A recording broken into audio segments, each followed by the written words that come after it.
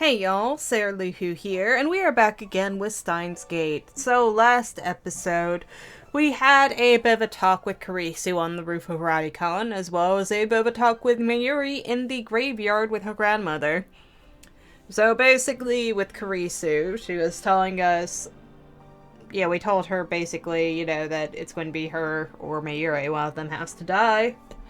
And Karisu was accepting of it because, even if she dies on the Beta World line, she still lives on this one, right? And who's to say that the theory about, convergence and all that is true, despite us having witnessed it. So, she's like, there's always some kind of hope, and she just accepts it regardless. Then we went to go look for Mayuri, and she was talking with her grandmother, and basically telling her grandmother that she has been living all of her deaths through her dreams, and that she's feeling kind of separated from Okran because of all the, new people in their life. And she's happy, but she kind of, misses the old days just a little bit. And so we had a, nice little moment with her. We relived Tuo and Kuma for a second there, just as we did with Luca. And we're back in Akiba on the second day of Kamima. But come nightfall, they will return to Akiba like a victorious army laden with spoils, and the streets will be chaos. I know Daru has gone to Komima. The question is, has Mayuri? I hope she has. I want things to be normal again. I remember what I heard yesterday, the feelings Mayuri expressed at her grandmother's grave. The events of the last few weeks have affected her as well. After I escorted Mayuri home from the cemetery, I spent the whole night racking my brain for a third option, a way out of this mess. My thoughts were a jumble, ideas coming and going too fast to judge which were right and which were wrong. But of course, there isn't a right choice here. For in the end, it always comes back to the same question, who do I let die? And no matter how I try to dance around it, the answer is always the same. I can't choose! Is there no way... Or is there no one else who can make that decision? No. Even if there were, I know I'd never accept their choice, whichever it happened to be. Once again, I'm heading for the roof of Radicon. I had to get out of the lab. Mayuri or Karisu might return at any moment, and I can't face them now. I look up at the sky. The clouds are dark and heavy. It could start raining any minute now. I thought I was alone, but someone was here before me. Karisu is lying in the middle of the roof, arms and legs spread as if making a snow angel. The image of Karisu in a pool of blood flashes through my mind. Is she alright? I run towards her, but before I make it halfway, she suddenly sits up and turns to face me. Okabe. You're alive. What a dumb thing to say. Fortunately, it looks like Karisu didn't hear me. She's busy combing her disheveled hair with her fingers. I breathe a silent sigh of relief. Right. I forgot I might run into you here.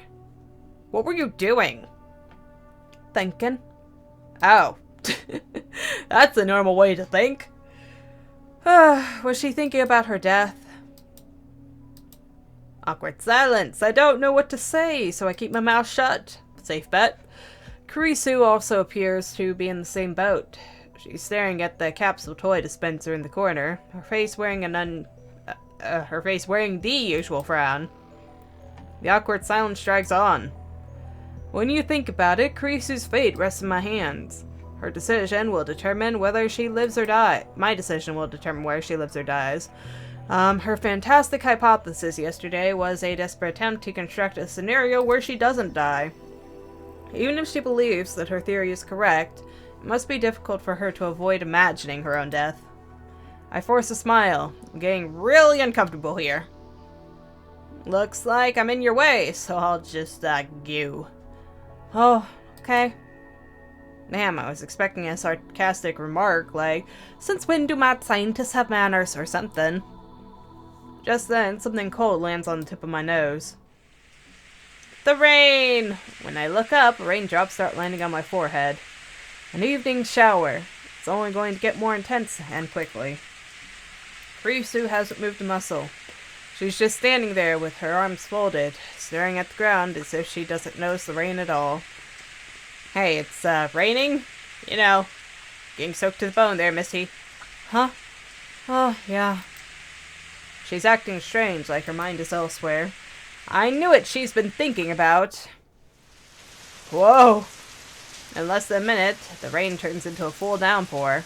We had no time to seek shelter. Did it rain any of the other times? What the hell? Reese's scream is drowned out by the roar of the rain. Oh, that was a surprise. That's what you get for tempting the sky gods. Now, safely inside the building, we take a minute to catch our breath. It's been a week since the zoo house time machine disappeared, but Rodicon is still closed. The lights are off, and it's pretty dark inside. You should have warned me sooner. Even my underwear's soaked. Same here. Bet you're glad it's dark, huh? What do you mean? You're wearing a white shirt, Missy. If the lights were on, I'd be able to see everything. Eh? Even in the dim light, I can tell Carissa is scrambling to cover her chest. I forgot that you are a perv too. He reminds me every day. You're the one who announced that your underwear was wet. Just drop it. If you're imagining what color my underwear is, I'll kill ya. I'm not imagining anything. She's too self-conscious. But the color of her underwear, huh? Gotta be white. It would be smarter to be flesh-toned if she's wearing white. Achoo! Cold? I'm not stripping naked if that's what you're suggesting. Your pervy tricks won't work on me. Who said strip? Calm down, will ya? But if you want to strip, go right ahead. I can't make out your scrawny figure in this light anyway. Another word and I'll make you eat your cerebral neocortex with ponzu sauce. Ew. Okay, chill out there, Hannibal. Sorry. Please, spare me that horror. Still, these wisecracks are a welcome distraction. Storm like that shouldn't last long. Guess we'll just wait it out. I see Carissa's shadowy form, move to sit on the staircase. I sit next to her. Hey, get your own stair. But what? You're the one who said not to speak. You're too close. Don't come any closer, okay? You can stay where you are, but don't come any closer or I'll push you away, okay? Our bodies gradually grow cold and we start shivering. Maybe I should take off my wet clothes. But if I do that, Carissa will just call me a perv again. Better not. My eyes gradually adjust to the darkness. I can see Carissa more clearly now. She's huddled up against the wall. Don't look at me. Impossible. How can you see where I'm looking? Her eyes adjust too. Does she have infravision? So, you were looking. Damn, she used leading question on me. Super effective. That's such a high-level technique. I avert my eyes from Karisu and take off my lab coat. That's when I notice that my coat is torn at the shoulder. Damn, must have caught on something when we ran inside. What are you talking about? Just a little tear in my coat. Is clumsiness one of your new character traits? Don't be ridiculous. I'm a mad scientist. I bear the curse of insanity, not clumsiness. Seems like forever since I've talked to Karisu as Ho and Kyoma. Yeah. Karisu suddenly holds out her hand. Give it here. What? I happen to have a sewing kit with me. I'll stitch it up for you. A sewing kit? You? Something wrong with that? I hand over my coat as asked. You're an experiment-loving girl. You're not supposed to be domestic. Can't I be a domestic experiment-loving girl? You, domestic. Relatively, maybe. Well, actually, I don't know the domesticity index for Japanese high school girls these days. There's an index for that? First I've heard of it. Karisu skillfully threads the needle despite the darkness. It's wet, so it's kinda hard to thread. Did you really just happen to have that on you? Get over it already. Is it really so wrong for me to have a sewing kit? You need to be prepared. It's not wrong, it just seems like you planned for this. So you're saying I brought it with me because I somehow knew your coat was going to get ripped. Uh-huh. Ridiculous. And before you get the wrong idea, I'm not fixing your coat because I want to or anything. Oh, nice tsundere line. Don't mock me. You just happened to tear your clothes, and I just happened to have a sewing kit handy when you did. It's coincidence, that's all. Coincidence? Hey, you didn't time leap, did you? So now you're saying that I went back in time for the sole purpose of repairing your stupid lab coat. Uh-huh. I've done it for less. Ridiculous. Ridiculous. There. It's so important I said it twice. Comprendes? You're right. If you had time leaped, you would have brought a towel, not a sewing kit. What's that? Sarcasm? All you do is complain. After working for a while, Kurisu cuts the string with her teeth, then hands me back my coat. Here. Thanks. By the way, it was dark, so I couldn't really see. So my sleeve's all fucked up, huh? If it turns out bad, it's not my fault. It was dark, that's all. Oh, and I hope you like the color, because I have no idea which thread I used. It's random? Black, red, or pink. Those are the 3 possibilities. I hope for pink. Let's just hope it's not pink. Cold? I guess. Take my coat. But it's wet. Well, yeah, but... no. Put more wet, cold stuff on you. That's going to help it. Silence again.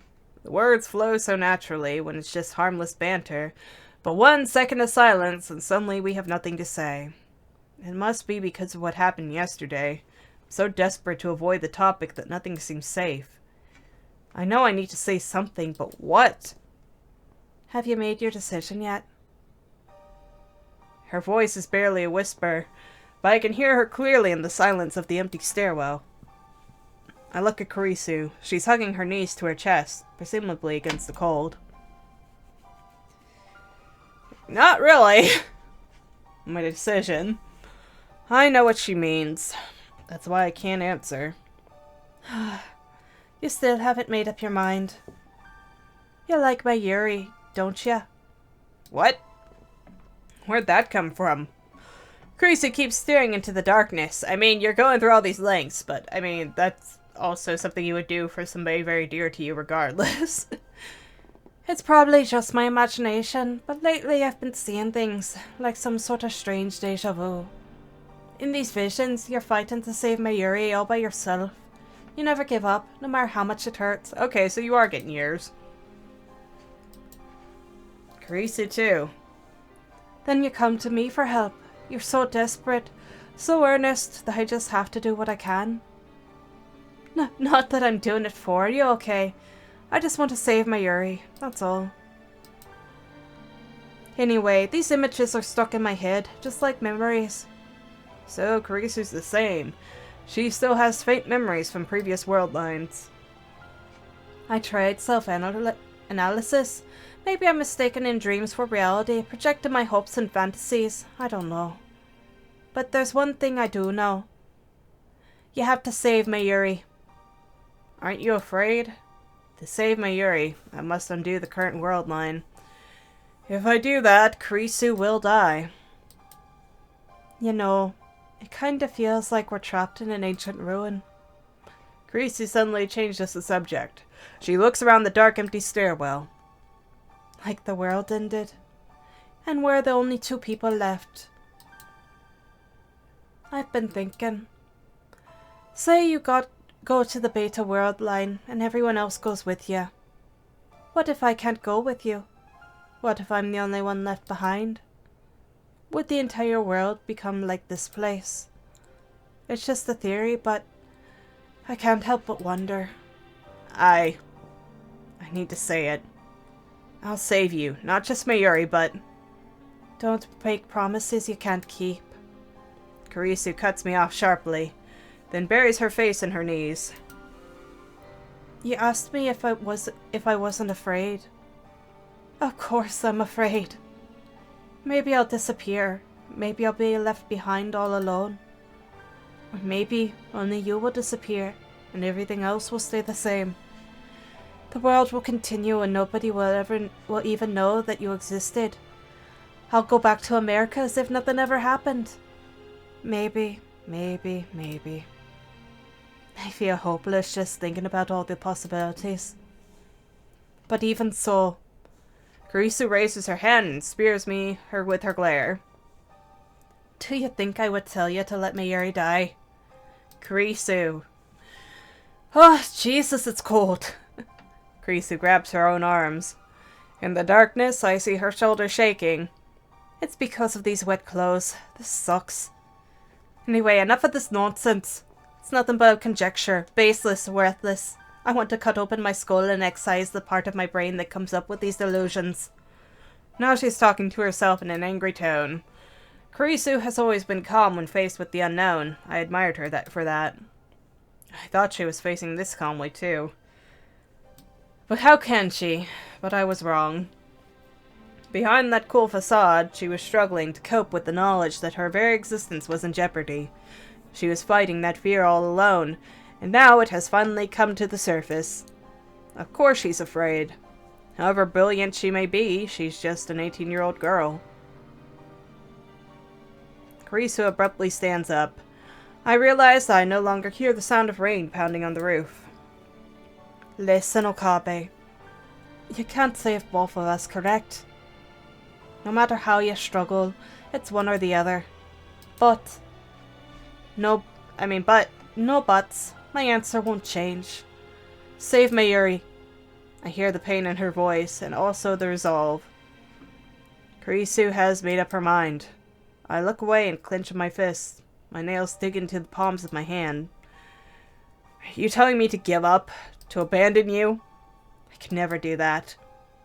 You can, and you must. There's no other way.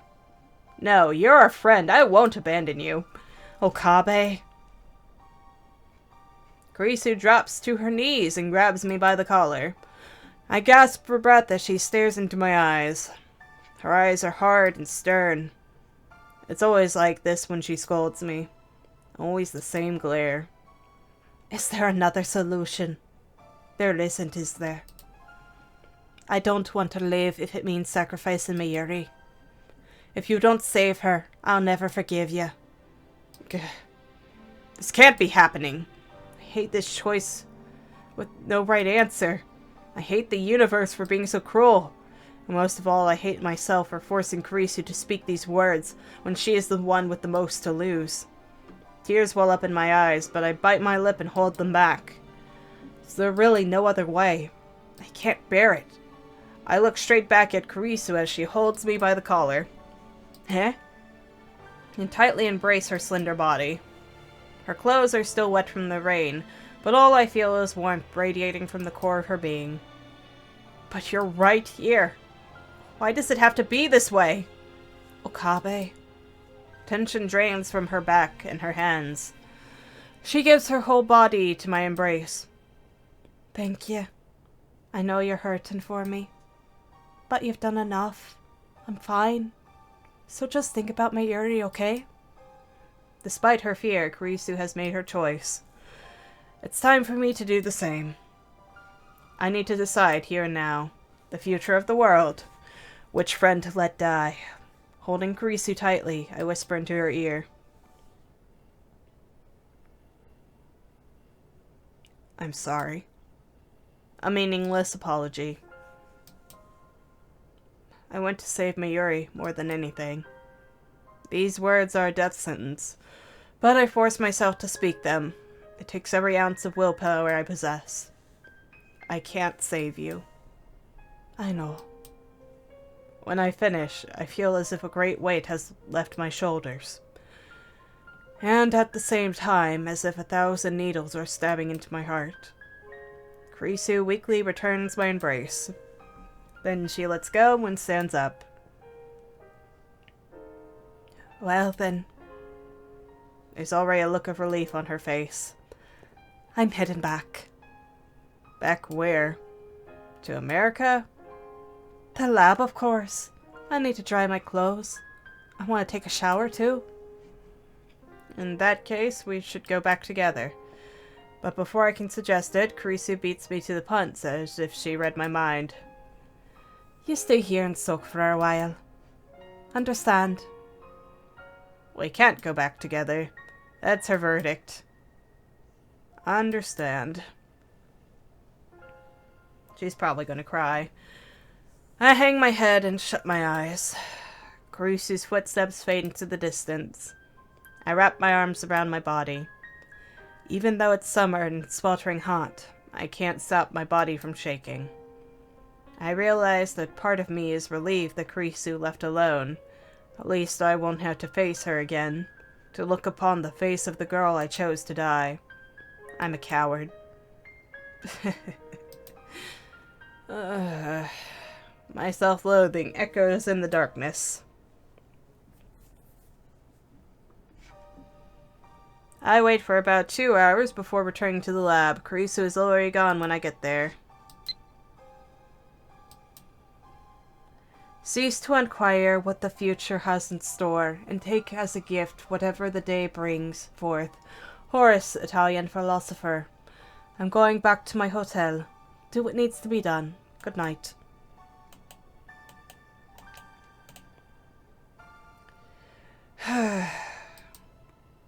All she left is a single email. I sit down on the sofa. While drying my hair with a towel, I look towards the PC in the corner of the room. It's already connected to the IBM 5100. Ready for Daru to start hacking. I already got in touch with him. The hacking starts tomorrow at noon. I drove myself even further into a corner by telling that to Daru. Now I can't turn back, no matter how much I want to. I chose Mayuri. I will let Kurisu die. Showering didn't soften the wrenching pain in my heart. In truth, I'm just riding on Kurisu's resolve. Mine is still a flimsy thing. I can't help but wonder, is this really okay? Really? Hasn't been the last few times, has it? I mean, but we gotta. Anyone here? Mary opens the door and enters. For a moment, she catches sight of me. She looks ready to burst into tears, but that quickly gives way to a smile. It's Okurin! What's up? Nothing. I just decided to stop by, hee. I swallow hard. Maybe I should explain the situation to Mayuri, but I know she'll feel guilty if I tell her. Mary doesn't need to know. Everything will be okay as long as we crack CERN's database and breach the Beta World line. We never tell her, though. I mean, I know she's an innocent, but she's never gotten a say in any of it. You know, I haven't talked much with Okurin lately. But you know, I don't want to be a burden on Okurin. Can I really let it in like this? Shouldn't I tell her what Kurisu is sacrificing for her sake? Did you take a shower? Mary moves behind the sofa, grabs the bath towel on my head, and starts rubbing my hair dry. You smell good, like shampoo. I didn't mind the towel so much, but then she buries her nose into my hair and starts sniffing. So stop that! I jerk my head away. Mary goes back to drying my hair. Why was she coming in crying, though? You know, I didn't go to Komimat today. Huh? Why? I was thinking about Okurin. When I got to Ariake, I remembered how sad you looked, and then I thought, I shouldn't be having fun at Komima. So I turned around and came all the way back. Oh, sorry for making you worry.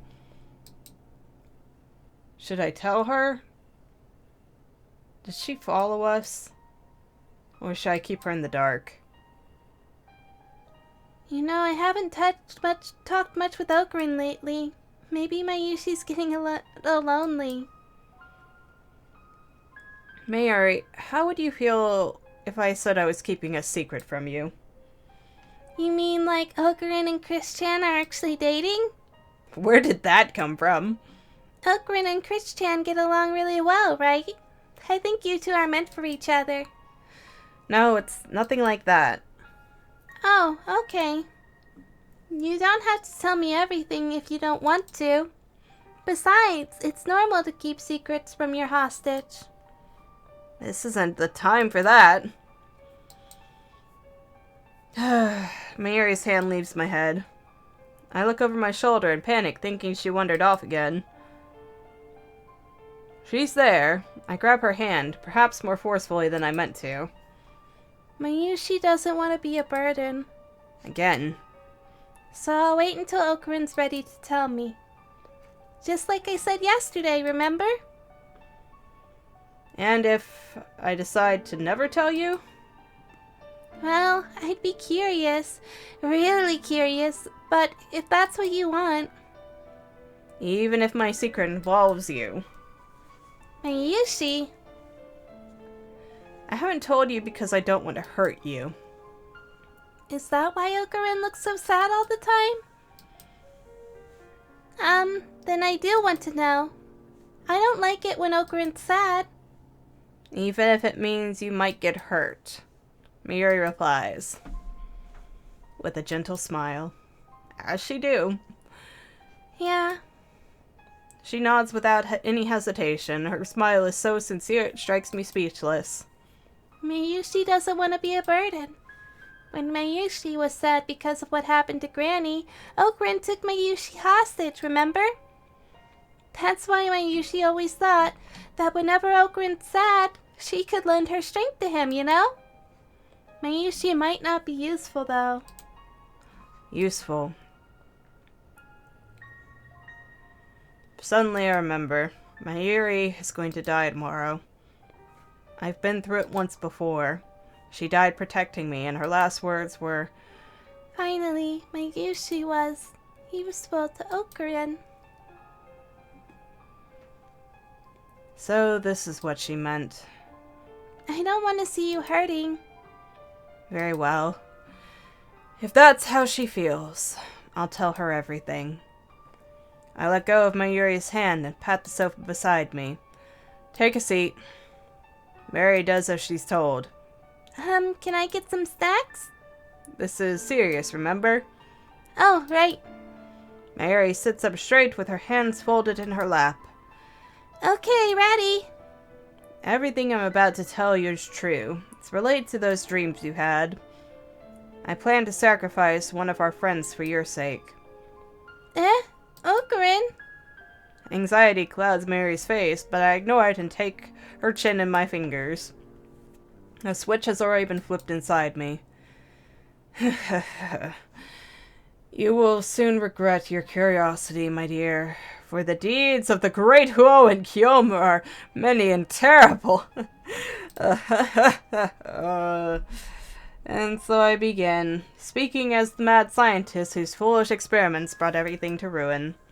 I start with the first raid on the lab. I tell Mayuri how Moeka killed her.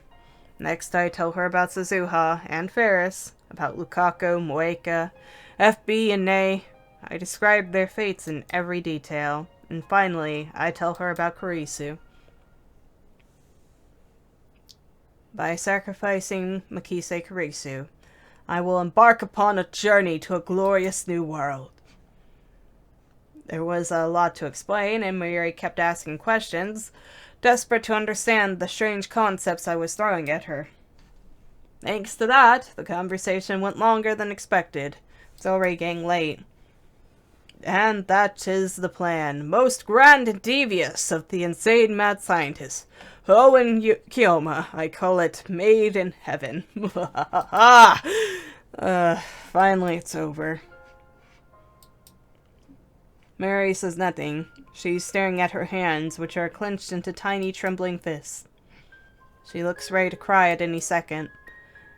What's the matter? Mary shakes her head and bites her lip. The whole time, you and Christian were hurting. Mayushi was making costumes like nothing was wrong. I feel so stupid. I didn't know anything. Of course you didn't. That's how I planned it. Are you disappointed in me, Mayuri? Sorry, but this is who I am. I will do anything, sacrifice anyone to accomplish my goals. Whether you like it or not, you're coming with me to the Beta World line. You're my hostage, and you have no say in the matter. Let chaos descend upon the world. That is the choice of Steins Gate. Mary ignores my performance. She gets to her feet and lurches towards the door. I quickly grab her by the wrist. Where are you going? I need to see Christian. Please, Ocarin, I have to talk to her. There's no way I can refuse Mary's request. I contacted Kurisu. We arranged the meeting on the UPX overpass at 4:30 in the morning. I was wondering why she went to meet so early, but I understand once I see her. She's dragging a large suitcase. Thanks for coming to see me off. She faces us with a smile. Does that suitcase mean what I think it does? Oh, yeah, it does. You're going back to America. Kurisu nods. I was supposed to go back at the beginning of the month, but then I ran into a certain mad scientist and ended up staying longer than planned. There's nothing else I can help you with anyway, and I don't want to be a liability. Is she doing this for me? Or is she trying to outrun her fear? It's not my right to stop her. Even if I did, it wouldn't change anything. Today, as planned, I will crack CERN's database and move to the Beta World line. I've made my decision. Mayuri is next to me, standing still with her head hung. What's wrong, Mayuri? Are you feeling sick? I gently nudge her back. Come on, Mayuri. She takes one step, pauses for a second, and then leaps on Kurisu with a cry.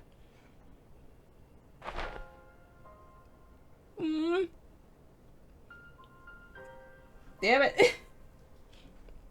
Christian? Whoa, what's going on?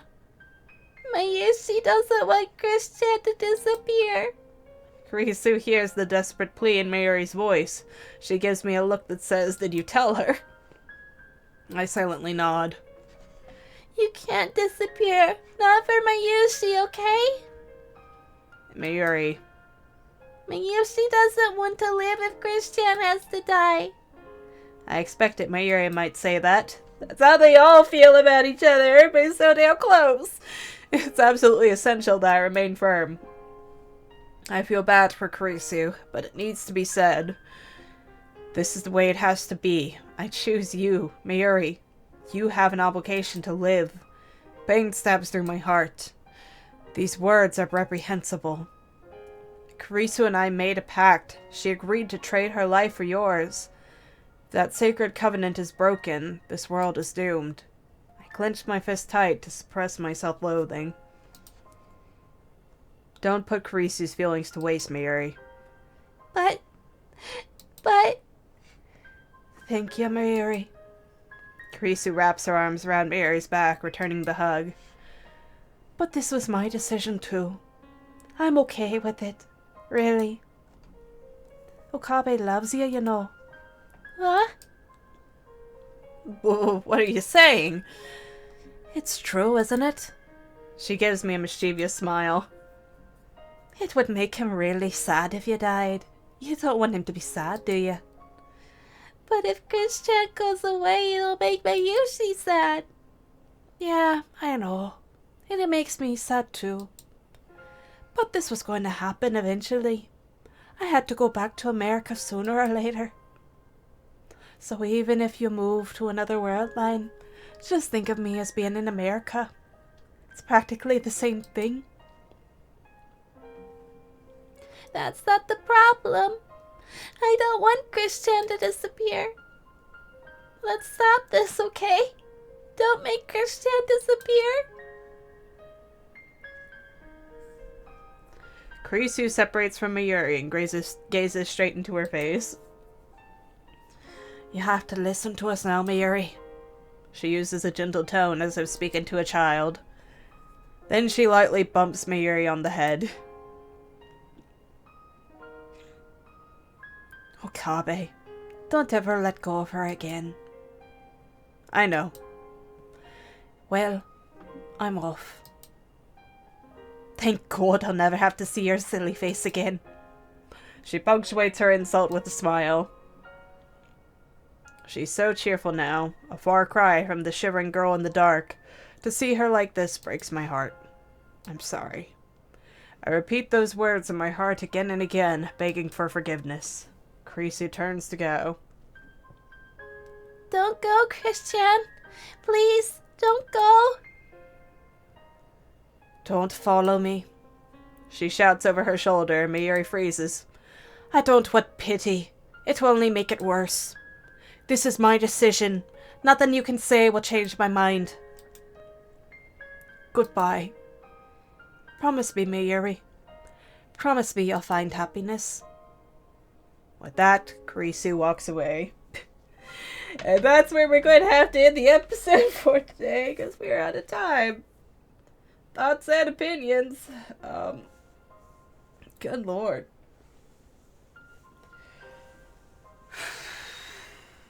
So it all comes down to this.